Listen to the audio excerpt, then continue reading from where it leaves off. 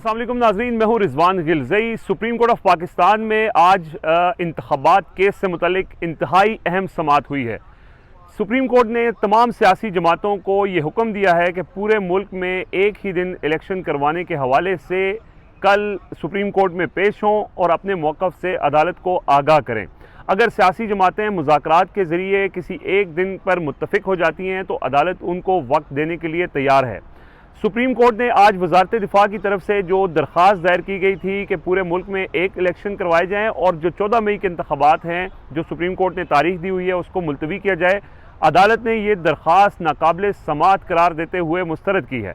और दूसरी इंपॉर्टेंट चीज़ अदालत ने यह कही है कि जो वज़ारत दिफ़ा ने रिपोर्ट दी है वो अंदाज़ों पर मबनी है और अंदाज़ों से मुल्क नहीं चल सकता। आज जब ये समाअत शुरू हुई तो 3 रुकनी बेंच जिसमें chief justice Umar Ata Bandial, justice Munib Akhtar और जस्टिस एजाजुल एहसन शामिल हैं, वो कोर्ट रूम में आए। आगाज़ में चीफ जस्टिस ने कुरानी आयत से समाअत का आगाज़ किया और उन्होंने ये कहा कि हमारे ऊपर बहुत बड़ी ज़िम्मेदारी है, अल्लाह हमें बेहतर फ़ैसले करने की तौफीक दे और साथ हमें अच्छी लेगेसी छोड़ के हम जाएं। उसके बाद अटॉर्नी जनरल ऑफ पाकिस्तान को रोस्टम पर बुलाया गया। अटॉर्नी जनरल से पूछा गया कि जो फंड्स के हवाले से पार्लियामेंट का जो किरदार है, जो हुकूमत का किरदार है, उन्होंने कहा, जस्टिस मुनीब अख्तर ने कहा कि ये किरदार मशकूक है।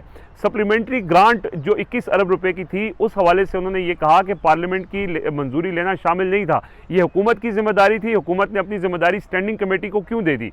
तो इस मामले में उन्होंने कहा कि हुकूमत से जवाब लेकर आएँ, अगर हुकूमत इस पर मुतमिन नहीं कर सकती तो अदालत अपने कानून के मुताबिक अपना रास्ता लेगी और इसके नताइज ख़तरनाक हो सकते हैं। ये बात चीफ जस्टिस ने अटॉर्नी जनरल को कहा कि हमारा जो फ़ैसला है वो आप हुकूमत को आगाह कर दें, अगर इस फैसले पर अमल दरामद ना हुआ तो इसके जो नताइज हैं वो ख़तरनाक हो सकते हैं। दूसरी बात उन्होंने ये की, उन्होंने कहा कि वज़ारत दिफ़ा ने एक रिपोर्ट पेश की और उसमें यह कहा कि पाकिस्तान में दहशतगर्दी है, लिहाजा इलेक्शन नहीं हो सकते।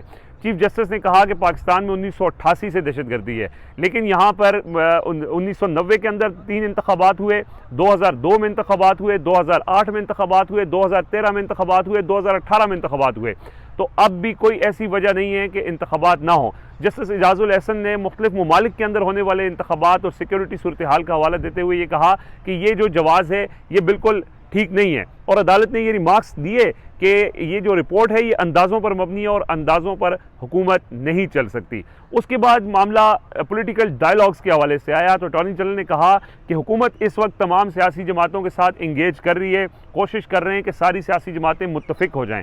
चीफ जस्टिस ने कहा कि ये बात अच्छी है, पहली दफ़ा हुकूमत की तरफ से मस्बत जवाब आया है। अगर तमाम सियासी जमातें इलेक्शन के हवाले से किसी एक तारीख पर मुत्तफ़िक हो जाती हैं तो अदालत कोई गुंजाइश निकाल सकती है, लेकिन उन्होंने ये वाज़ेह किया कि अगर हुकूमत ने इसमें संजीदगी ना दिखाई और सियासी जमातें मुत्तफ़िक ना हुई तो अदालत अपना हुक्म जारी करेगी और अपने फ़ैसले पर अमल दरामद करवाएगी। उन्होंने कहा कि 14 मई का फ़ैसला मौजूद है, उसी पर हुक्म होगा। अगर मुत्तफ़िक हो जाती हैं सियासी जमातें किसी और तारीख पर तो हम इसमें गुंजाइश निकाल सकते हैं। लेकिन एक चीज़ उन्होंने वाज़ेह की, उन्होंने ये कहा कि जो 8 अक्टूबर की तारीख है वो समझ नहीं आ रही कि 8 अक्टूबर पर ही क्यों वज़िद हैं और उन्होंने कहा कि 8 अक्टूबर तक का वक्त नहीं दिया जा सकता। आज इस समाअत के एंड पे तमाम सियासी जमातों, उन्होंने कहा कि अपने नुमाइंदे मुकर्रर कर दें। पहले उन्होंने ये कहा कि सियासी जमातों के कायदीन आ जाएं, लेकिन फिर उन्होंने कहा कि सियासी जमातें अपने नुमाइंदे मुकर्रर करें, आए सुप्रीम कोर्ट के सामने अपना मौक़िफ़ रखें, अगर इसमें कुछ संजीदगी दिखाते हैं तो अदालत उनको वक्त देने के लिए तैयार है। लेकिन साथ साथ ये बात भी यहाँ पर करना ज़रूरी है कि लास्ट ईयर इसी अप्रैल के अंदर जब असम्बलियाँ तोड़ दी गई थी, सुप्रीम कोर्ट ने इसी तरह का तमाम सियासी जमातों को, उस वक्त शहबाज शरीफ वज़ीर आज़म नहीं थे, उनको सुप्रीम कोर्ट में बुलाया गया, बिलावल भुट्टो जरदारी को बुलाया गया और उनसे पूछा गया कि क्या आप मुत्तफ़िक हैं कि इस वक्त मुल्की मसाइल का हल यही है कि नए इंतख़ाबात हो जाएं। लेकिन उन सियासी जमातों ने कहा कि हम इस मामले में मुत्तफ़िक नहीं हैं, आप केस चलाएँ।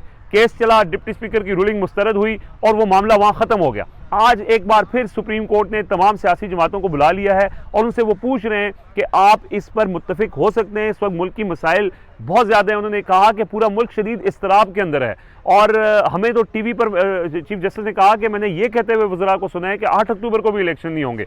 तो इस पर अब उन्होंने ये सियासी जमातों को बुला लिया है और ये कह दिया है कि आप इलेक्शन के हवाले से इत्तफ़ाक़ राय पैदा कर लें, नहीं करते तो जैसे पहले उन्होंने कहा था कि वो अपना केस चलाएंगे, केस चला, डिप्टी स्पीकर की रूलिंग ख़त्म हुई, असम्बलियाँ बहाल हुई।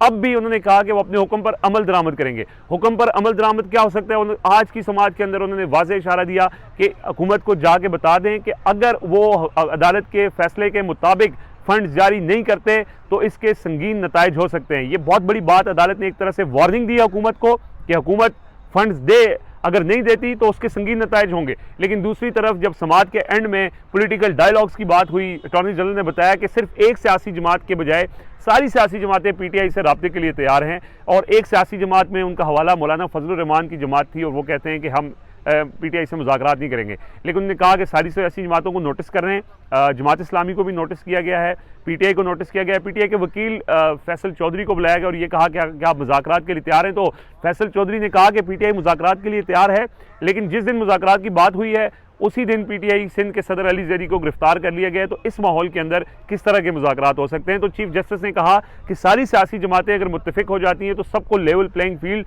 दी जाएगी। तो एक बार फिर अदालत के बहुत एग्रेसिव समात का आगाज़ हुआ।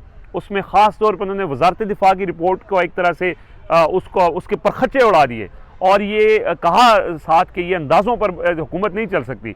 और उसके बाद उन्होंने हुकूमत को वार्निंग दी और उसके बाद हुकूमत को वार्निंग के बाद जब सियासी डायलॉग्स की बात हुई तो अदालत का जो मूड था वो एग्रेसिव से थोड़ा सा नरमी की तरफ आया और उन्होंने ये वाज़े किया कि हम वक्त देने के लिए, गुंजाइश के लिए तैयार हैं। इस वक्त मुल्क हैजान में है और इसका रास्ता निकालने के लिए अदालत जिस तरह से पंचायती रोल, अगर इसको कहें तो गलत नहीं होगा, उसको अदा करने के लिए तैयार है। तो ये आज की समात का अहवाल है, बहुत इम्पॉर्टेंट और बहुत अहम ये समात थी। और अब इसके बाद अब सियासी जमातों की कोर्ट में बॉल फेंक दी है। हुकूमत तो इलेक्शन के लिए तैयार नहीं है, ये बहुत वाज़ेह बात है। वो कह चुके हैं, चीफ जस्टिस ने भी उसका इजहार किया है और ये कहा है कि टीवी पे वो कह रहे हैं कि हम इलेक्शन नहीं करवाएंगे। लेकिन उन्होंने कहा कि आप संजीदगी दिखाएं, अगर कोई दरमियानी हल निकल सकता है, सारे आपस में इत्तेफाक कर लें तो हम इस मामले को यहीं ख़त्म कर देंगे। लेकिन अगर ना ख़त्म किया गया तो अदालत अपने हुक्म पर अमल दरामद कराएगी और हुकूमत को वार्निंग दे दी गई है। अमल दरामद कैसे हो सकता है कि जो भी अदालत की हुक्म अदूली करेगा, बहुत वाज़ेह है, कंटेम्प्ट ऑफ कोर्ट भी, और अगर आइन की खिलाफ वर्जी की कोई प्रोविजंस उनके ऊपर लगती हैं तो मामला आर्टिकल 6 की तरफ जाएगा। तो बहुत इंटरेस्टिंग हो चुकी है समात। कल 11:30 बजे दोबारा सुप्रीम कोर्ट ऑफ पाकिस्तान में ये समात का दोबारा आगाज़ होगा और सियासी जमातों के नुमाइंदे भी यहाँ पर शरीक होंगे। जो भी अपडेट होगी वो हम आपसे शेयर करते रहेंगे। इजाज़त दीजिए, अल्लाह हाफिज़।